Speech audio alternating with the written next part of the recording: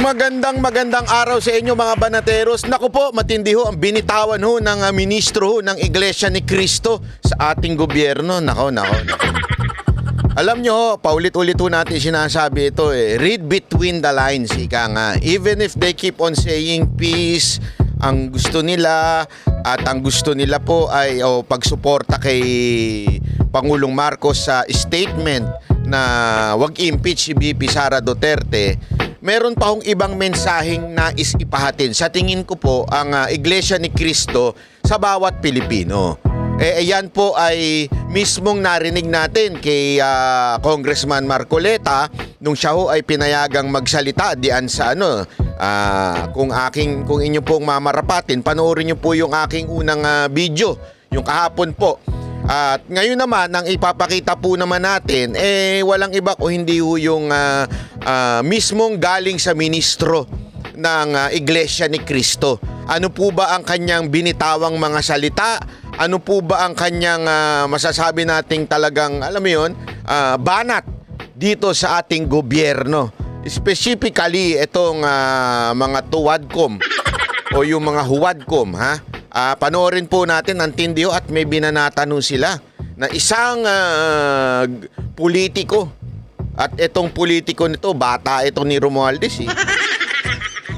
Alam niyo kung ba't ko nasabing bata ito ni Romualdez? Binaby-baby ito ng mga bataan ni Romualdez nitong nakaraang mga hearing. Binaby nila to Siguro, love nila. Ewan ko. Pero ito panoorin po natin itong matinding sinabi ho ng Iglesia ni Cristo. Okay? Pasok po, pasok. Oh. Mga mahal po naming kababayan at mga kapatid, Nako, sa inyo man po, magandang hapon sa inyong lahat. si kapatid na Arnel Tumanan, ministro ng Ebanghelyo. Si Sir, yung itsura niya talagang matikas, talagang matapang na tao, tsaka guwapings, no? Pero alam niyo, napansin ko lang. Hindi ito. Pasensya na, medyo sesegue lang tayo ng konti Iba yung itsura ng mga taga-Iglesia ni Cristo, no? Talagang nung naglalakad kami, napapalingon ako Parang they are, sabi nga yung bagang presentable. Hindi, walang ito ito, atin lang ito. Wala naman masyadong nanonood dito Nung naglalakad ako, malalaman mo pagka nahaluan ng snatcher kasi may mga, syempre, alam mo naman, tayo dyan, aware tayo dyan. Kasi may mga humahalong snatcher talaga pag sa mga ganyang event Kahit mag-t-shirt pa yan ng national prayer, alam mo talaga pagka-snatcher Yung mata malikot di ba? At makikita mo, yung itsura talagang, alam mo pag taga-Iglesia ni Cristo, alam mo talagang, ito, INC ito. Ito, snatcher to. Dito taga-Iglesia, umahalo lang to. Biro lang. Tuloy, sir. Kasi naman, yung kanilang leader, presentable, matikas, ika nga. Maraming salamat po sa inyong pagdalo at pakikiisa sa isang dakila at makasaysayang aktibidad na ito. Nako, talaga makasaysayan yan. Narito tayo ngayon mula po sa iba't ibang sektor ng lipunan. Aba? Iba't ibang relihiyon. Nako. Iba't ibang samahan. Ako naniniwala dyan, iba't ibang relihiyon. Kasi may alam din ako ibang grupo na sumali dyan. Pero tahimik lang, ika nga. At sangay ng pamahalaan upang isagawa po ang ganitong mapayapang pagkilos. Ayun. Gaya po ng ating tema, pambansang rally para sa kapayapaan. Isigaw po natin ang kapayapaan. Kapayapaan! Yo. Kapayapaan! Sabi nga ni Kati Binag, ano ba ibig sabihin niyang kapayapaan sa tingin niya? Sabi ni Kati Binag, kapayapaan mula sa mga mapang-abusong government official. Mga magnanakaw sa gobyerno. Kapayapaan.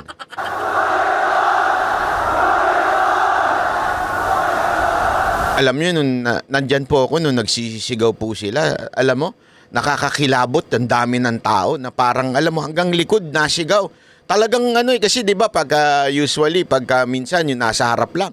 Dito hanggang likod. Kasi nakakabilib nga, may TV pa hanggang dulo. As in doon sa Padre Power ba yun? Tama ba ako? Oo, umabot doon yung kanilang TV, yung kanilang LED. Ang dami pa rin tao doon. Talagang yung sigawan ng tao, dinig na dinig para bagang, alam mo yun, malupit talaga. Maliwanag po sa atin na isang aral ng Diyos na nakasulat po sa Biblia. Ano yun, sir? Ano na po yun? dapat tayong magpasakop sa kapangyarihan o pamahalaan ng bayan. Yan. Na yan po ang katangian at sinusunod ng mga kaalib sa Iglesia ni Cristo. Yan yung paulit-ulit natin din sinasabi, di ba? Yung Romans 13. Submit to the authority. No matter what, do not rebel against the authority because every authority is parang inalaw yan ng ating Panginoon. Kaya do not rebel. Okay? Pero maaari kang magsabi ng iyong kritisismo o ikaw ay pumuna sa mga ginagawa ng public official. Hindi po yun rebellion. Ang rebellion po ay yung to take arms at lumaban sa gobyerno. Tayo po patuloy na naniniwala na dapat po ay sumusuporta po tayo sa gobyernong inilagay. Huwag po tayong magrebelde. Ayan po. Pero punahin po natin ang mga gunggong sa loob ng gobyerno para mag-resign o kaya tanggalin tulad nung isang tinanggal sa kamera, di ba? Dapat punahin natin. Huwag tayong tatahimik dahil sabi nga ni Magalong hindi na ho dapat tayo tumatahimik. Wala nang dapat tumatahimik pagdating dito sa mga issue na ito. Wala naman pong problema 'yon.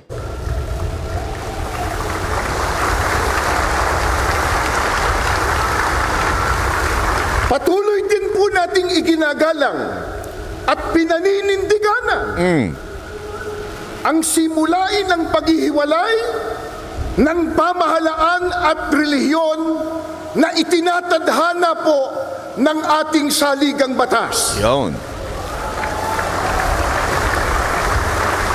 Dahil dito, ang ating mapayapang pagkilos na ito ay wala pong bahid na anumang politika. Yun!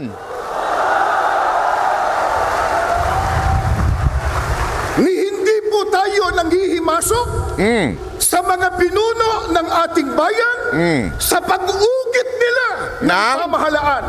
Malinaw. Hindi po natin nais makialam sa pagpapatakbo. Alam niyo kung bakit binibigyan ng basic muna yung sabi nga fundamentals. Kasi alam niyo na yung mga loyalistang tae na mga vlogger. Yan talaga yung pampagulo sa bayan eh. Yan ang salot sa lipunan yung mga loyalista na vlogger. Sila ho talaga nagpapagulo eh. Kung ano-ano ang kanilang sinasabi. Kesyo pag gagalit daw ang INC. Ang gulo nga nila eh. Sinasabi nila na walang kwenta ang INC, walang kwenta kahit sobrang dami yan. Pero at the same time, lagi naman nilang pinupuna na mali ang ginagawa ng INC, tapos hindi sumusuporta sa gobyerno. Alam mo, napakalinaw na sinasabi ho ng INC. Sumusuporta po sila sa gobyerno dahil yan po ang itinalaga ng ating Panginoon. Pero meron pong pagkakahiwalay ang state and religion. At the same time, sinasabi, wala ho kaming panghihimasok na ginagawa sa gobyerno.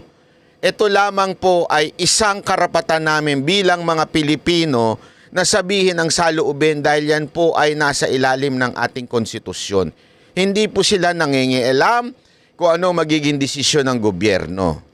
Ng pamahalaan ng ating bansa. Ano po ang nais ng maraming kababayan po natin? Ito. At ng angaw-angaw na kaalib sa Iglesia ni Cristo narito ngayon. Ang nais po natin ay ang maliit na tinig ay na ngayon ay pinagsasama-sama natin Para? sa ating rally, mapakinggan naman ng pamahalaan. Yun pala yun eh. Maganda yung ano eh, yung pasok ni Sir, ni Bossing, di ba? Na para sinasabi niya, suporta tayo. Pero nagsama-sama tayo dito para naman mapakinggan ang saloobin ng bawat ordinaryong Pilipino. Ang problema kasi sa gobyerno na ito, takip na ang kanilang mga tenga.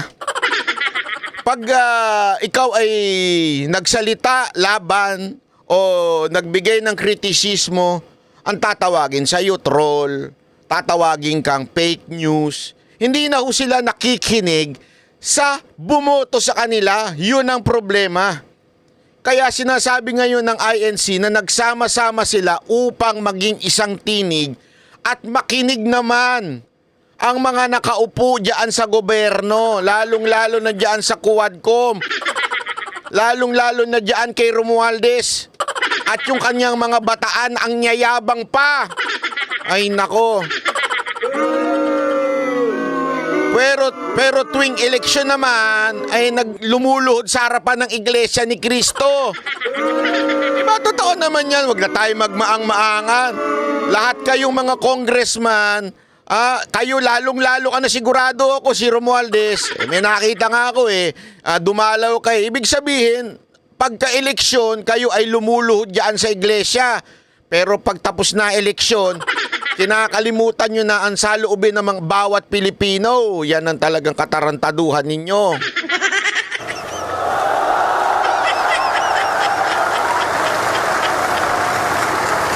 Bago tayo matipon dito kaninang umaga, meron pa po kaming nabasa at narinig. Nako, ito na, banat. Ito na. Banat mula sa bataan ni Speaker. Isang politiko, Sino ba to? nakalulungkot, Nako po. bago pa sumikat, laos na. Nako! Ang lupit ng banat ni Sher, parang Barat Baya. Di pa sumisikat, laos na. Silibayan ba yan? Hindi. Iba yun. Hindi naman politiko silibayan. Walang kwenta yung sa lipunan. Hindi silibayan yan. Banat bay. Hindi kasi minsan ganun yun eh. Hindi pa sumisikat, laos na. Pero iba yung tinutukoy ni Sir. Iba. Itong tinutukoy ni Sir. Sino kaya yan? Eto, play natin.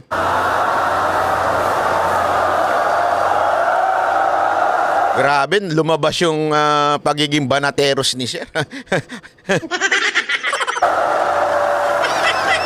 Nang makita po ang milyong ito, milyon na dami ng tao, abay sinabi niya kanina, kahit marami yan, minurya pa rin sila. Ay!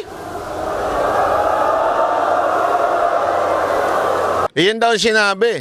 Kahit madami yan, minority pa rin sila. Aba, tingnan nga natin kung sino itong politikong ito. Tingnan nga natin kung meron ba talaga ang ito ay karapatan na magsalita o ito ay isang walang kwenta sa lipunan. O tingnan nga natin. O, ayan, ayan, nagtatago pa. Ayan! Ano ba yan?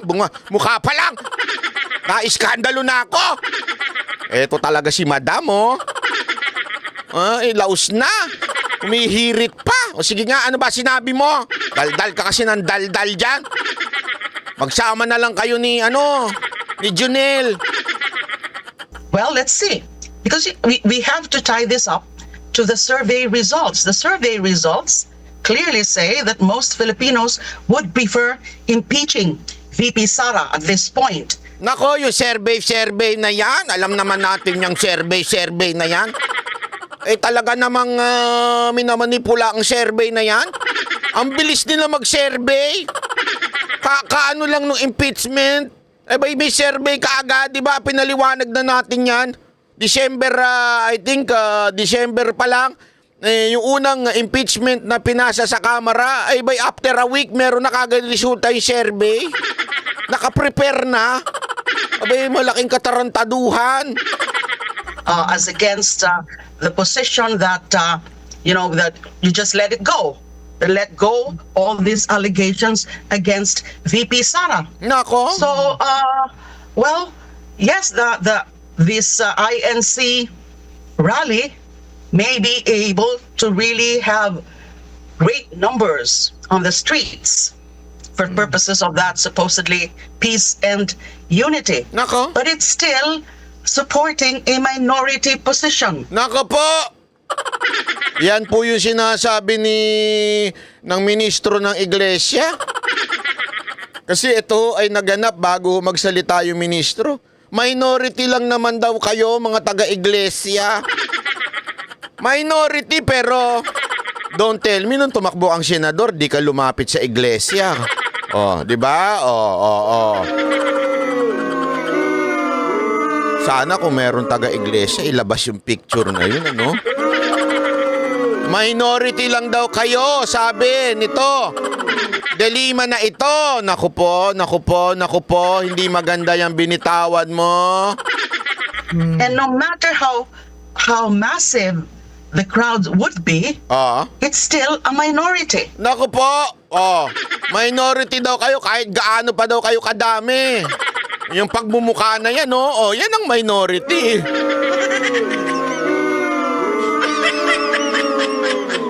Madam, medyo lumayo-layo kayo sa akin. Parang... Ay, nako. A minority position is a minority. So, A minority position is a minority. Talagang nilait-lait kayo. Minority lang kayo. Yan ang sinasabi ng De Lima na yan sa INC. Wala kayo. Wala kayong bilang. Sabihin ba naman ng De Lima, wala kayong bilang INC. Minority kayo. Naku, kaya kung ako sa inyo, kung may picture kayo na lumapit si De Lima sa inyo nung tumakbo siyang senador, ilabas na yan. Ilabas na yan. I'm not sure whether such an action would have much effect. Wala daw. Yung action ninyo, wala naman daw epekto. Bali, wala daw yung ginawa ninyo. Nako, De Lima. Si De Lima, pag nagsasalita, parang kakainin ka, no? Gago! Hindi, laging ganyan, no? Ang posisyon niya. Naku naman.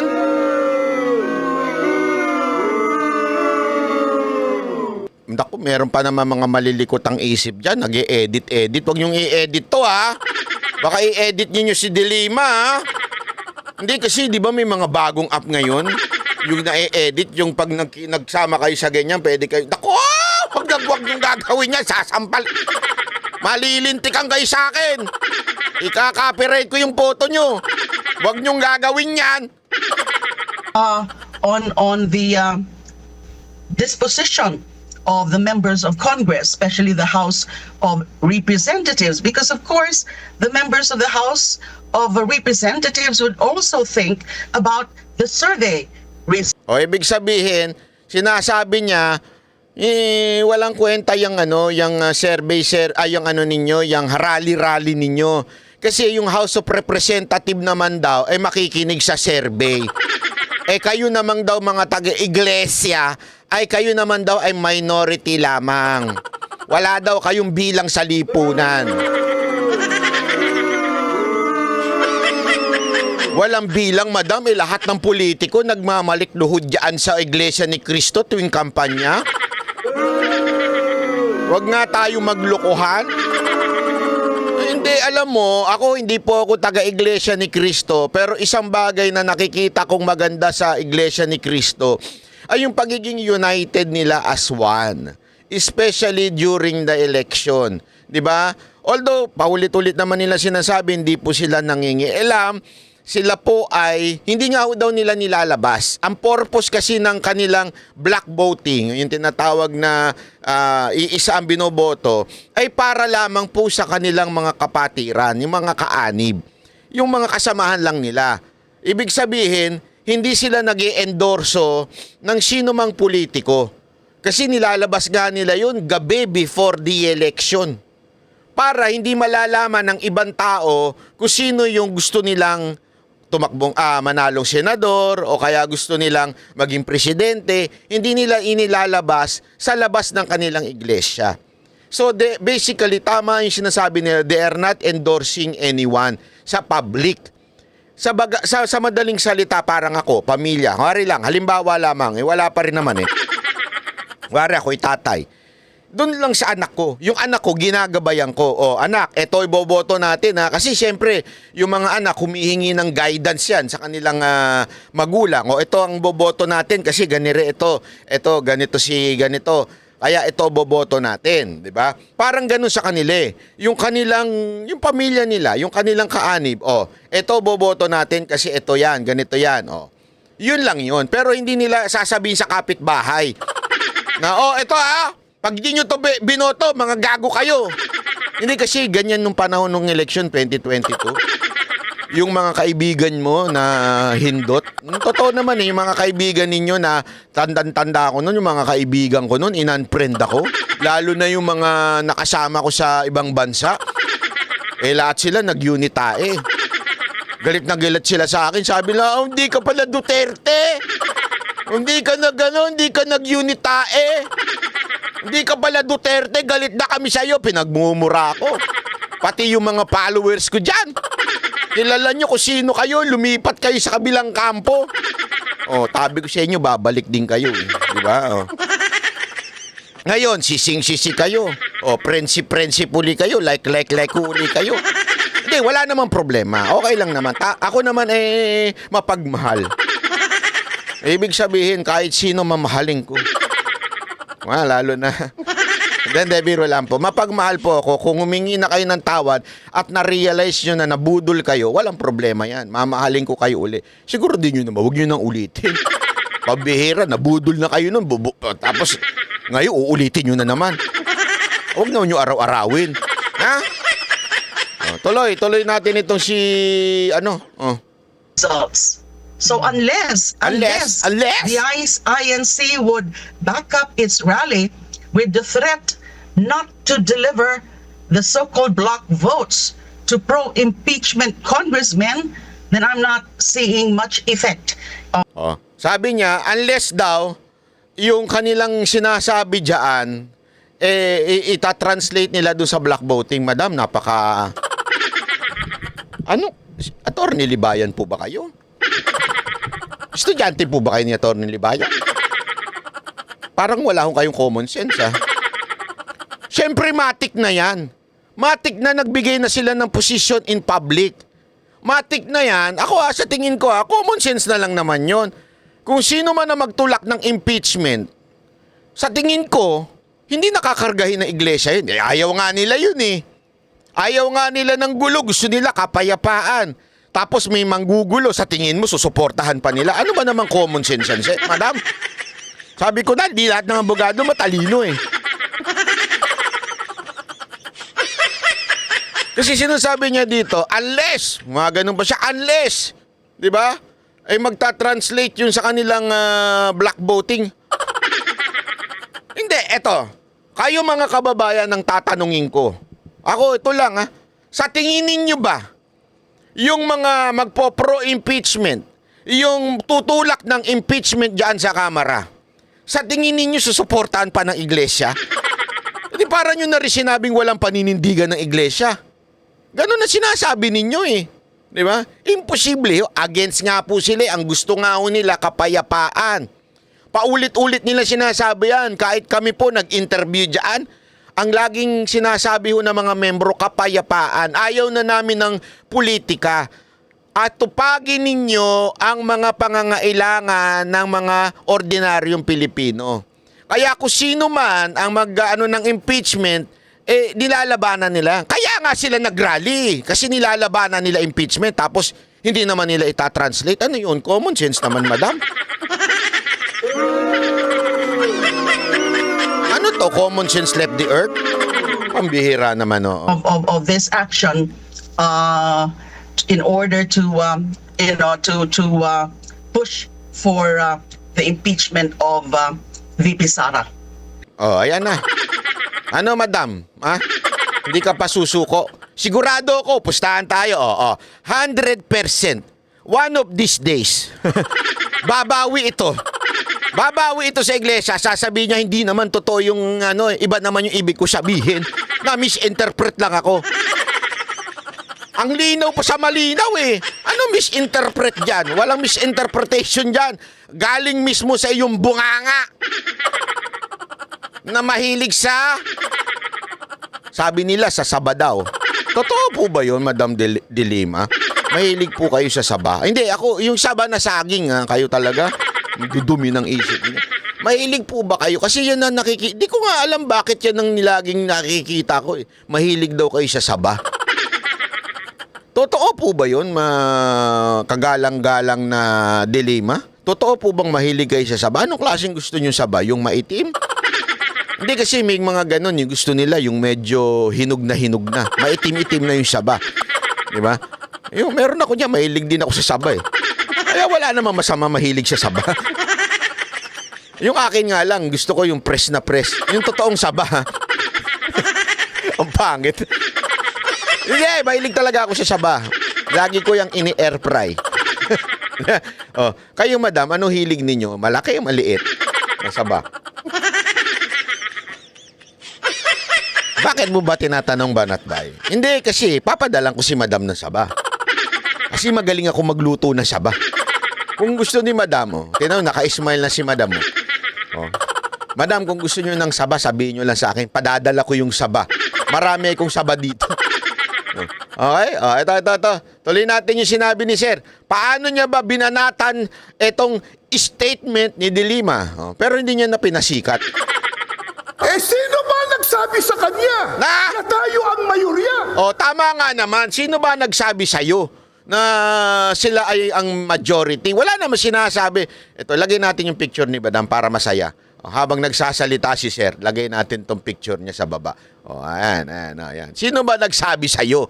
Oh, di ba? Sino ba ang nagsabi sa'yo na sinasabi ng Iglesia ni Cristo na sila ang majority? Sir, ingat kayo. Pogi nyo pa naman, Sir. Baka makarusunadaan kayo ni Madam De Lima.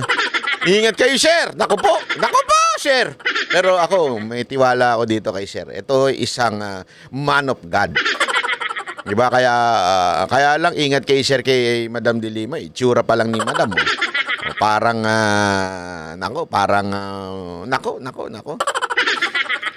parang babawi. Yun! Baka naman sabihin nila. Hindi, feeling ko babawi ito si Madam eh. Bukas na bukas din, babawi ito. Talay. Pero, sa dami natin ngayon, at sa lakas ng tinig ng mga mamamayang Pilipino, parang tayo na ang nasa mayorya. Yun! Yan ang tama. Dahil sa lakas ng tinig, grabe ho. Ako, walang biro ho. Ako, talagang nung nandyan po ako. Ayun po ako. Ayun o, nakasumblelo.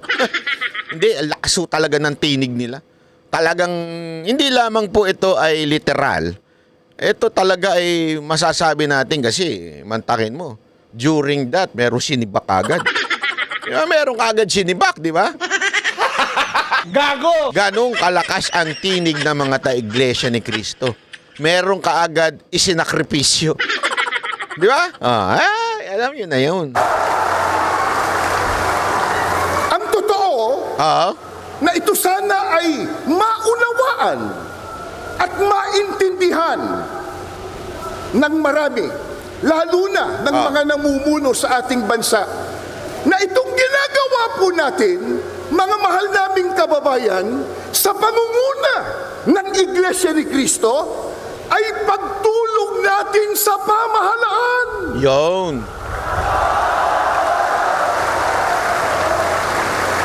Tumutulong tayo sa kanila. Grabe yan, dami.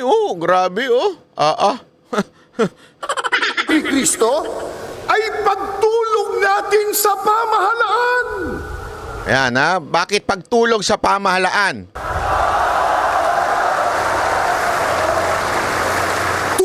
Grabe, kita ninyo yan?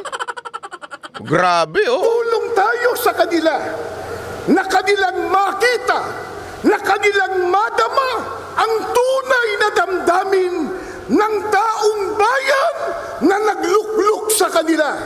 Yan. Ang ganda nun, sir. Maganda yun sinabi nyo, sir. Panalo yun. Tama yun eh. This is the purpose. Diba? Kaya tayo meron sa konstitusyon na protektado ang ating freedom of expression para humadinig nila. Kasi yung nagbibingi-bingihan na ho itong gobyernong to, lalo na yung speaker natin. Akala niya tuwan-tuwa pa rin sa kanila ang taong bayan. Pati si Marbil, isama nyo na dyan. Akala niya tagumpay yung kanyang laban sa peace and order. Alam mo, isa yan sa problema ng Pilipinas ngayon, peace and order. PNP Chief Marbil. Tila natutulog kayo sa kangkungan. Anong nangyayari? Bakit kaliwat kanan ng krimen? Dahil yan sa bloodless ninyo na sinasabi nyo. Laban sa war on drugs, yung bloodless war on drugs. Bloodless doon sa mga adik, drogista, mga pusher. Pero doon sa mga inosente, abay kaliwat kanan ang dugong makikita ninyo. Diba ho? Sana magising na ho ang gobyerno na ito. Yan lang naman po. Ako, nakikiisa ako. Sabi ko nga sa inyo, paulit-ulit ko sinasabi yan. Ayoko po ng madugong rebellion. Hindi ko gusto yan. Ayoko ng rebellion. Ever.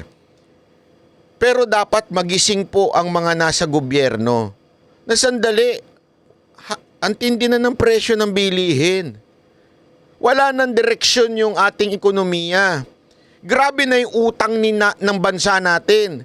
Grabe na yung pamimigay ng pera ng mga Pilipino.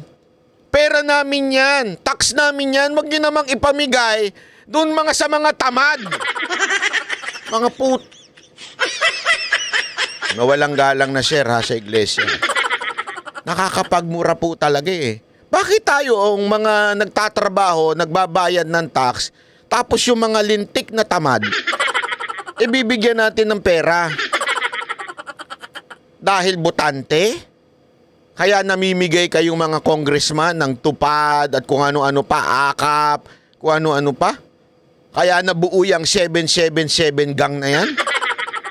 Di ba nakakawalang yaho eh. Totoo lang ha, nakakawala. Hindi ako nagbibiro. Yan ang isang bagay na nakakapikon. Masakit po kasi sa akin na magbayad ng tax.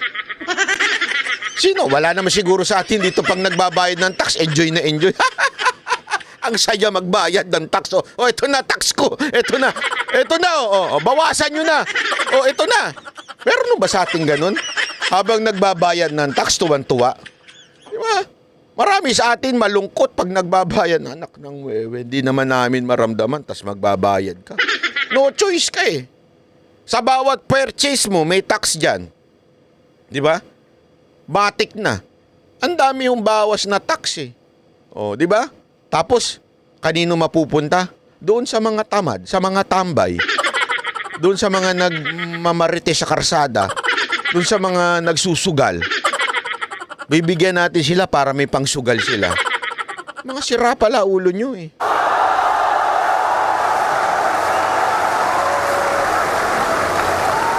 Mula pa kanina, sa mga naunang nagsalita, at maging sa mga video presentation, ay ipinakita na po kung gaano katindi at karami ang problemang dinaranas ng ating bansang Pilipinas, na yan po ang dapat na unahin,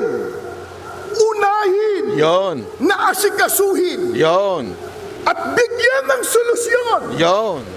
ng mga naluklok sa tungkulin o namumuno sa ating bansa. Yon.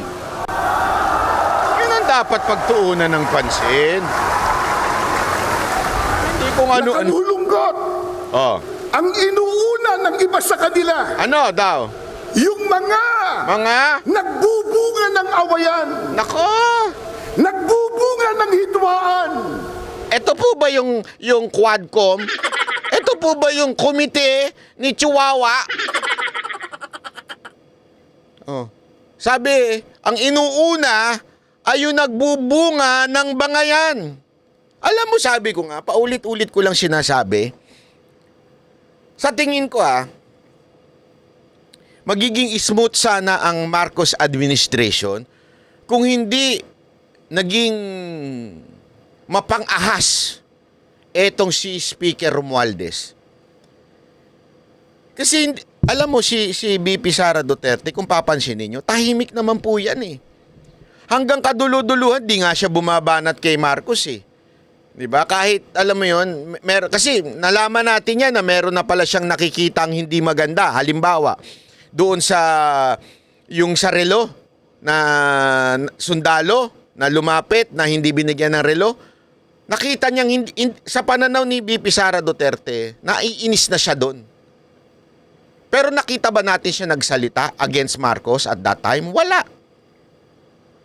Hindi siya nagsasalita bilang respeto sa kanyang ka-unity, 'di ba? Ka-unity team na si Bongbong Marcos. Hindi siya nagsalita laban doon. Sa mga rally, pagka bumabanat kay Marcos, hindi siya nagsasalita. Iniiwasan niya. Nandun siya pero alam mo yung unang-unang maisog doon sa Davao? Nagsalita si BP Sara Duterte doon. People were expecting na she would di ba, criticize the president, pero hindi. Hindi siya nag-criticize. Ganun si BP Sara Duterte. Kailan nagsimula na magwarla si BP Sara? Doon sa ginagawa na nitong Speaker Romualdez na to. Doon sa binababoy na yung tunay na layunin ng Quadcom, tunay na layunin nung kay Chua na komite, 'di ba?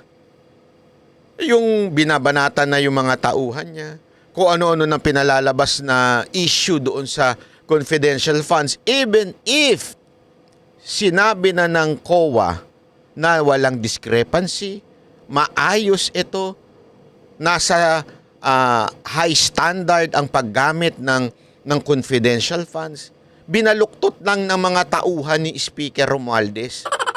Kasi nga, may pangarap.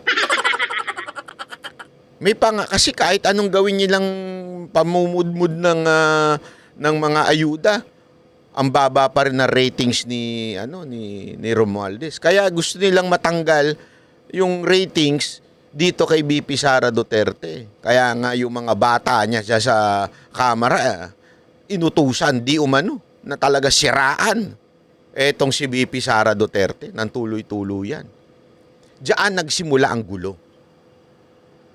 Na kesa sana ang concentration ay pagpababa ng presyo ng bilihin, kesa na mag-amend ng mga batas para bumaba ang presyo ng bilihin, o kaya ay papalakasin ang turismo. Kasi malaking bagay din ang turismo Alam niyo ba na tayo ang isa sa mga kulelat ngayon sa turismo? Alam niyo kung isa sa pinakaumangat na turismo ngayon panahon na ito, hindi lang Japan. Kahit yung ating kapitbahay na Thailand, umangat. Tayo po, palubog. Paano Nandyan na yung walang kwentang sabihin na natin, plano ng turismo, ang DOT. Tapos walang kwenta pa yung peace and order na namumuno sa atin. Kesa na yan ang unahin sana ng Kamara, ano inuuna? Pabagsakin si BP Sara Duterte, di ba? Yan ang sa tingin kong tinututulan ng maigi ng Iglesia ni Cristo.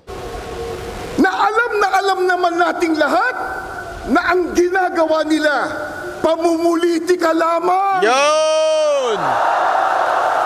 Tumbok na tumbok. Sir, tumbok na tumbok ninyo. Pamumulitika laang ang ginagawa. Ibig sabihin, binabanatan si BP Sara Duterte kasi merong gustong umangat. Kaya pamumulitika yan. Sino ba ang may pangarap maging presidente o kaya prime minister? Si Speaker. Your horror?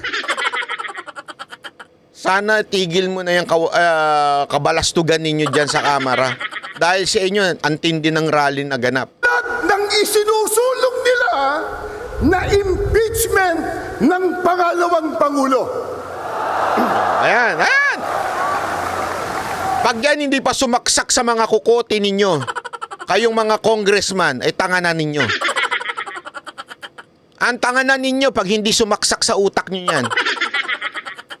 Andyan na, malinaw, tinututulan nila ang impeachment ni VP Sara Duterte. Alam mo yung mga tinanong ko yung mga tao, yan ang ayaw nila eh, na matanggal sa posisyon si VP Sara Duterte. Sinabi na ng ating kagalang-galang na Pangulong Ferdinand Marcos Jr. at alam na po ng marami nating kababayang Pilipino Na? ang totoo nating lahat. Kasi po, kahit mahihirap lang ang maraming Pilipino, eh manurunong naman tayong umintindi. Ayaw! Hindi tayo mangmang! Yon! Isigaw nyo nga, hindi mangmang! Hindi mangmang! Hindi mangmang! Hindi mangmang! Oh. At lalong hindi... Alam nyo kung bakit sinasabi nilang hindi mangmang? Kasi itong mga congressman nito, ginagawan tanga ang bawat Pilipino.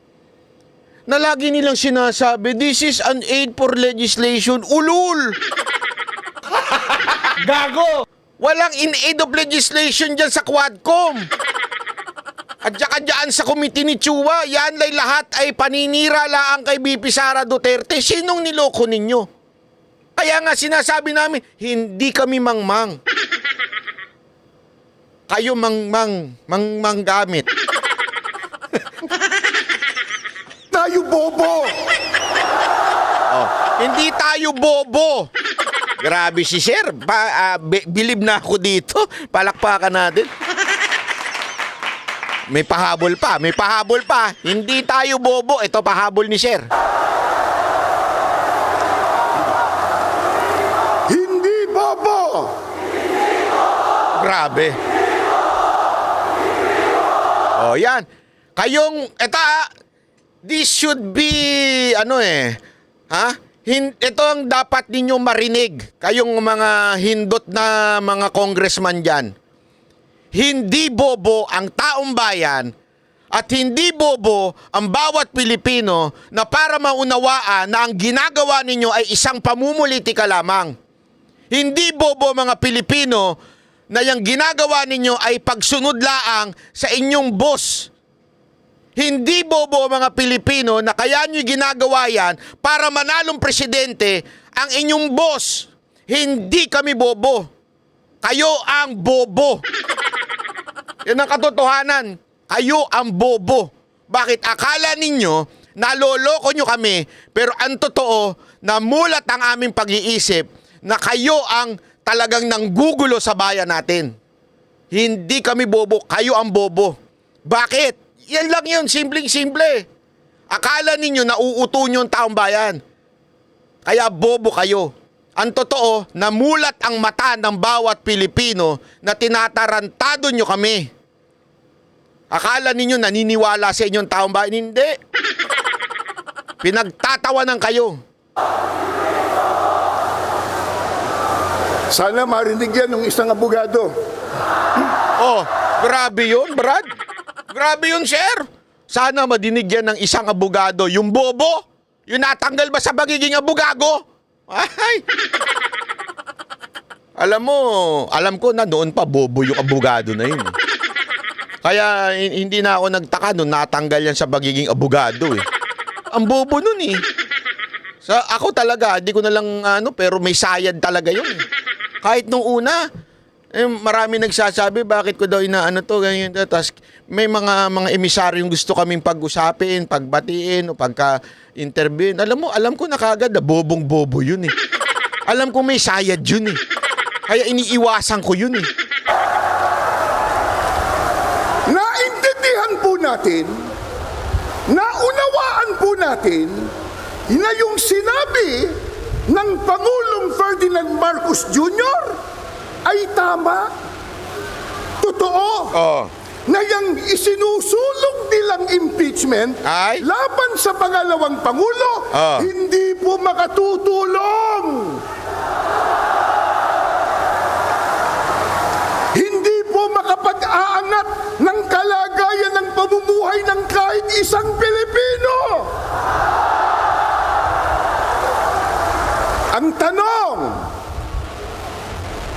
Yan ba naintindihan ng mga mambabatas? Naintindihan? Yon! May ginawa silang manifesto raw na sila daw ay nagkakaisa na suportahan ang Pangulo ng ating bansa. Oh, antindi. Kaya lang, nakapagtataka, ang kanilang ginagawa, kabaliktaran. Grabe yun. Antindi ni Sir. Punto by punto talaga. Antindi ng bitaw ni Sir. Di ba? May manifesto pa daw itong mga gunggong na ito at sinasabing suportado namin ang presidente. Pero yung presidente nagsalita na itigil, walang kwenta yung impeachment, and yet, iba ang ginagawa ng Kamara. So hindi talaga sila sumusuporta. Na punto by punto ni Sir. Sapul na sapul, ika nga. Sapagkat tahasan nilang sinasalungat, kinokontra yung sinabi ng Pangulo ng Pilipinas. Nako. Mga kaibigan, mga kababayan, at mga mahal po naming mga kapatid, hindi maikakaila, matindi na ang problemang nararanasan ng ating bansa, Yo. lalo na po sa ekonomiya. Nako. Hindi po ba? Yan ang dapat talagang unahin at bigyang solusyon, bigyang prioridad ng mga namumuno Yun. sa ating bansa. Tama. Gaya ng nabanggit natin, nakalulungkot po sapagkat hindi yan ang nakikita nating ginagawa ng iba sa kanila. Ang ginagawa ng iba ay nagpapalubha sa problema pangkabuhayan ng Pilipino. Ang magbigat pa, yung ginagawa nila, nagdudulot ng bahabahagi, nagdudulot ng kaguluhan, hidwaan at pagtatalo. Yan, nakita nyo na. Pinunto by punto kayo, kayong mga congressman dyan. Yung ginagawa ninyo, kesa na, alam mo yun, kesa na makatulong sana sa ekonomiya ng Pilipinas. Hindi. Nagkakaroon lang ng division, ika nga. So kayo talaga ang nanggugulo, sa madaling salita. Ayos na ang lahat eh. Hindi naman nagsasalita si BP Sara. Nung ginulo ninyo, yung binapabagsak ninyo, yung tinatapunan ninyo ng putik, at tinatapunan ninyo ng kasinungalingan, at binibahagi nyo ito sa taong bayan, at gumagamit pa kayo ng media. Ito na mga media, bayaran. Hindi, araw-araw yan eh, yung media na yan. Araw-araw na sinalsal yung issue ng confidential fund, hindi nila inilinaw doon. Mantakin mo, araw-araw nilang diniin yan. Maling paggamit ng confidential funds, bla bla bla bla bla bla bla bla bla. Tapos sa bandang dulo, sasabihin ng COA, tama ang paggamit. Naayon sa standard, high standard ika nga yung ginamit doon. Naayon sa high standard ang paggamit sa confidential fund. Tama ho, walang problema. Pagkatapos nun, di man lang binalita ng media yon, mga bayarang media. Buti talaga meron pang mga matitinong media. Katulad na rin ng SMNI, ng Net25, di ba? Matitinong media na nagtunay na nagbabalita at hindi bayaran.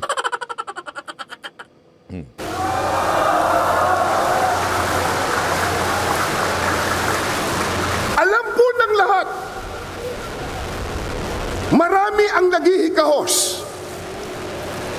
Marami ang walang trabaho. Hindi pwedeng ikailayan. Nasa estadistika po yan. Isang araw lang, kahapon, di ho ba? Inilabas sa isang survey na 63% sa mga Pilipino ang nagsasabi na sila ay mahirap ang pamumuhay. Yan. Yan pong estadistika na yan. First, una, sa mahabang panahon, 63% nagsasabi, mga Pilipino, na sila po ay napakahirap ang buhay. Nako, grabe. Marami po ang salat na salat sa mga pangunahing pangangailangan. Pagkatapos, nakalulungkot pa, hindi matapos-tapos ang mga kalamidad sa ating bansa. Sunod-sunod na mga bagyo, pagbaha, pagputok pa ng bulkan, at nariyan pa po ang mga digmaan at kaguluhan sa iba't ibang panig ng mundo na sa ayaw man po natin at gusto, maaapektuhan tayo. Ito po ang dahilan. Kaya ating kinakatigan ang ipinahayag ng ating Pangulo na hindi tayo sang-ayon sa impeachment ng Vice Presidente. Dahil nakakaabala lamang yan, yung ganyang mga proceedings, sa pagbibigay po ng solusyon sa mga problemang ating nararanasan. Ayun talaga ang tunay na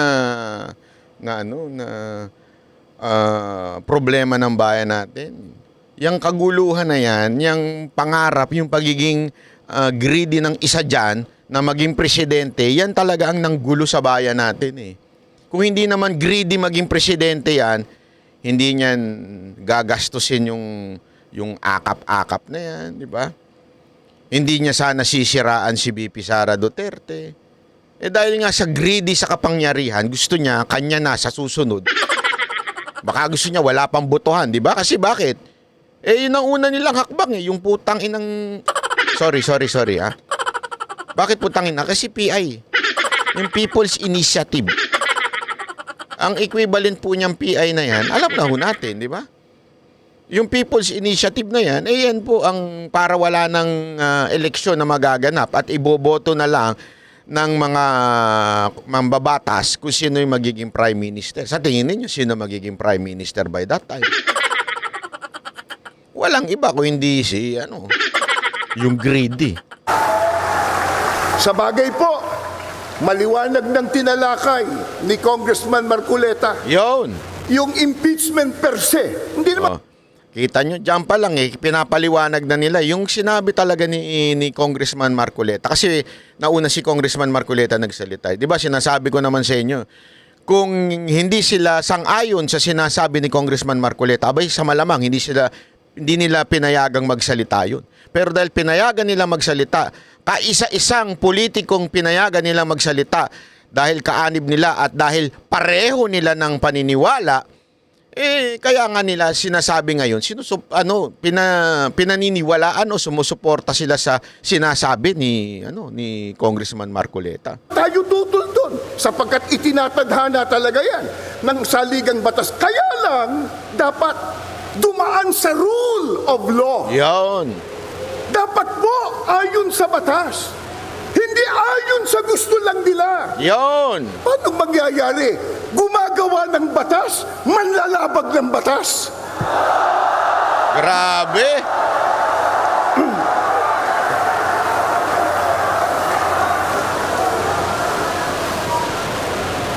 Kaya, ang ating panawagan sa mga mahal po nating leader sa ating bansa, gaya ng nakasulat sa inyong mga placards at inyo pong isinisigaw, mga kapatid at mga kababayan, unahin po natin ang tao, hindi ang kapakanan ng partido. Yon! Kapakanan ng partido inuuna. Taong bayan. Grabe yun, dami ho. Iba't ibang lugar ho yan sa Pilipinas. May Davao, Albay, Isabela, wala nakasulat dito sa isa. Cebu City, grabe, Misamis Oriental, ako, grabe. Serbisyo po muna bago ang sariling gusto at benepisyo. Ayun, serbisyo. Ngayon ay 2025 na. Sa bagong taon ay unahin ang pag-unlad ng bayan, hindi ang pagbabangayan. Ayun. Ano ang pinakamimithi at hinahangad ng bawat isang mamamayang Pilipino? ng bawat isang narito. Kaya tayo nagpakapagod, nagpuyat, nagutom ang iba, gumasta kayo ng salapi, gumugol kayo ng panahon. Katakot-takot ang inyong sakripisyo.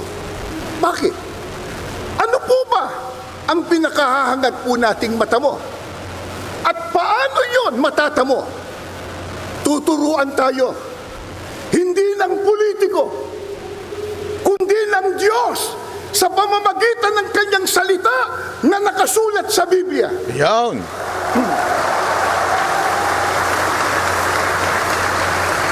Ano po ang turo ng Biblia para matamo ang pagpapala, ang kabutihan, at ang kaligayahan?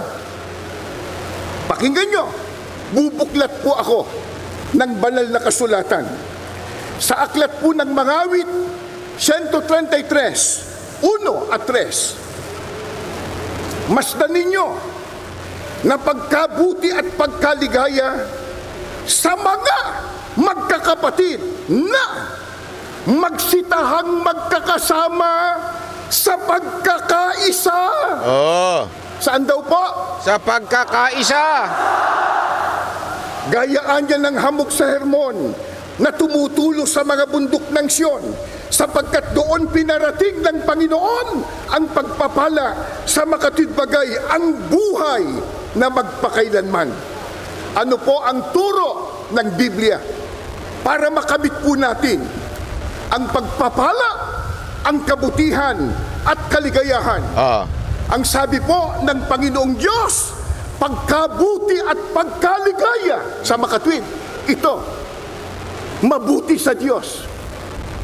Kung minamasama ito ng ibang mga tao, sa Diyos, mabuti po ito. Ano po ang sabi ng Biblia? Masdan yung pagkabuti at pagkaligaya sa mga magkakapatid na magsitahang magkakasama sa pagkakaisa. Mga kababayan at mga kapatid, ano ba itong ginagawa natin ngayon? Pagkakaisa. Sigaw natin uli, pagkakaisa, pagkakaisa.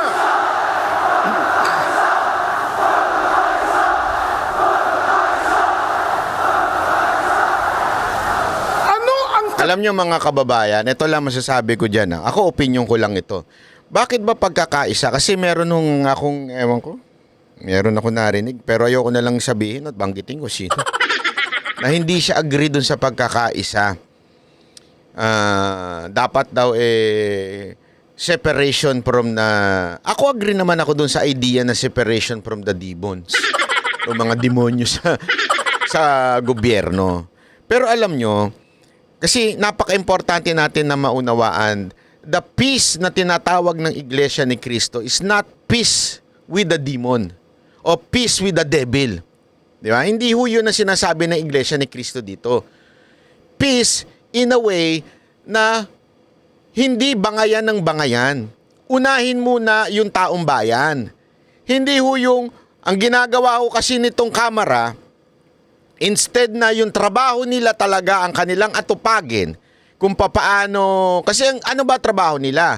Ang trabaho nila magbalangkas ng batas para sa kapakanan ng taong bayan. Okay? So ano ibig sabihin nun? They can make laws or mag-amend ng batas para magkaroon ng mas komportable at mas maayos na buhay ang bawat Pilipino. So ano ibig sabihin nun? Ang dapat focus nila, paano mapababa ang bilihin, paano maging safety ang mga Pilipino, peace and order, paano mapaunlad ang edukasyon, paano mapaunlad ang turismo, yung mga basic problem dapat ang kanilang inaatupag. Di ba? Yun dapat talaga para maayos ang ating buhay. Kaya nga nung panahon ni Pangulong Duterte, ang ganda ng kanyang pinakatema instruction sa lahat ng departamento. Make the life of the Filipinos comfortable as much as possible. Yan ang lagi yan ang tema ho ng pamahalaan ni Pangulong Duterte noon. Pero anong ginawa ho nitong Kamara? Instead na atupagin sana ang mga batas na magpapaganda ng buhay ng bawat Pilipino, kesa na atupagin yung kaayusan sa bayan, ang inaatupag nila ay ang manggulo. Ang inaatupag nila ay bumanat ng kalaban. Yan po yung sinasabi ng Iglesia ni Cristo na kapayapaan.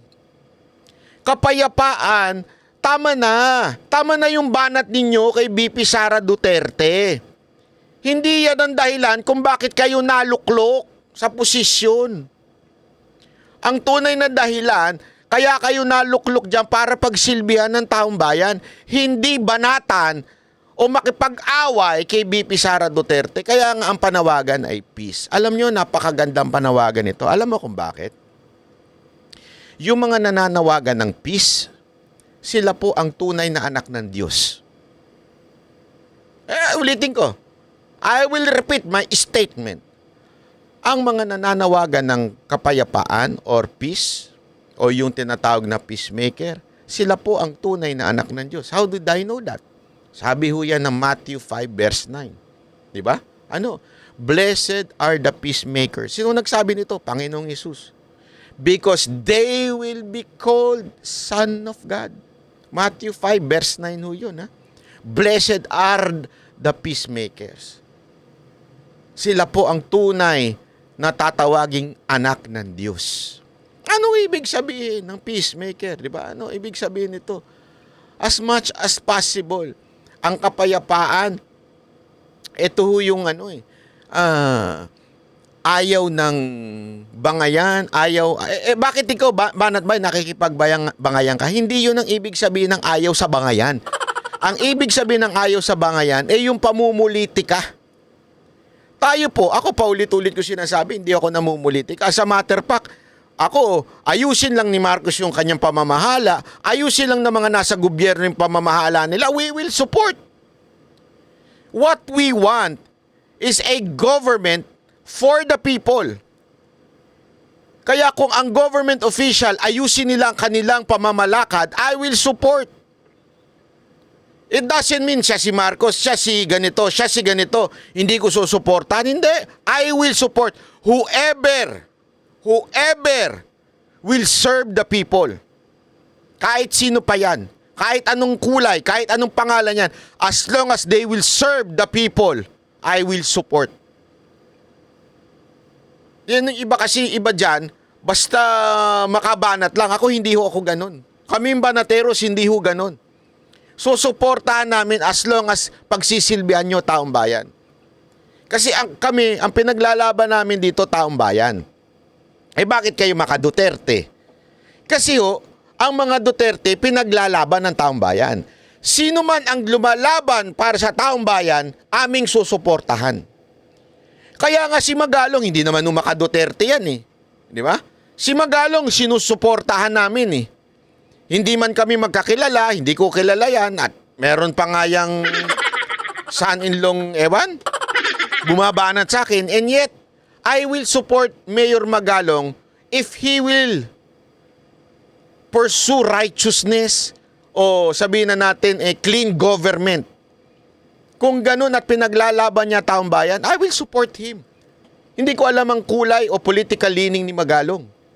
So ganun lang sa akin. Kaya nga paulit-ulit natin, hindi ko po inaalis to. Pag tama, palakpakan, pag mali, banatan. Ganun lang kasimple. Yun ang tunay na peace. Di ba?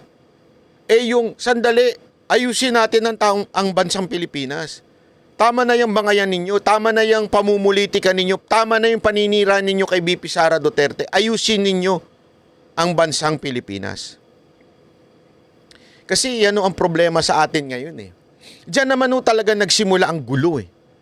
Nung namulitika, nung siniraan ang mga katulad na mga, alam mo yun, mga sumusuporta sa Duterte kasi ayaw nila eh. Kaya nga ako naniniwala ako yung ginawa nila kay Pastor Quiboloy. Alam nila malaking kontribusyon, malaking tulong ang ginawa ni Pastor Quiboloy kay Pangulong Duterte. Alam ng lahat po yan. Alam mo ng lahat nasa politika na ang laki ng tinulong ni Pastor Quiboloy sa mga Duterte. As a matter of fact, nung huling yung pinakamatinding rally sa Luneta bago yung eleksyon, alam niyo yon, yung meeting de avance ni Pangulong Duterte. Sino talagang espesyal na nagsalita doon? Si Pastor Kibuloy. Bakit po? Kasi ang laki na suporta niya sa Duterte. Kaya yan ang unang tinarget ng pamahalaan na ito ay si Pastor Kibuloy. Dahil alam nila na maaaring yan din ang tumulong kay BP Sara Duterte. Which is, alam mo naman, ang KOJC, ang SMNI, pag yan sumuporta, todo talaga. Todo talaga sila pag sumuporta. Nung panahon nga, di ba, na Unity, sila lang nagbigay espasyo kay Marcos at kay BP Sara Duterte. Sila talagang sumuporta. Ganun no, ang ginawa nila. Alam mo ng gobyerno yan, kaya siya ang unang-unang tinira at siniraan para mawasak ang basic foundation ng campaign ni BP Sara Duterte. Sinira nila si Pastor Kibuloy. Kaya nga paulit-ulit natin sinasabi, unity. Unity sa bawat Pilipino, sa bawat politiko. Tama na yung bangayan ninyo. Tama na yung paninira ninyo sa mga Duterte. Ang mga Duterte hindi naman namumulitika yan. Tama na yung paninira ninyo. At tupagin nyo muna ang serbisyo sa bayan. Yan ang panawagan ng INC. Maraming salamat po. Ako po si Banat Bay. Sana po ay naliwanagan po tayo dito sa sinasabi ng INC sa ating mga Pilipino. Salamat po. Yan ang Banateros, boses ng ordinaryo Pilipino. Banateros ay walang makakaawan.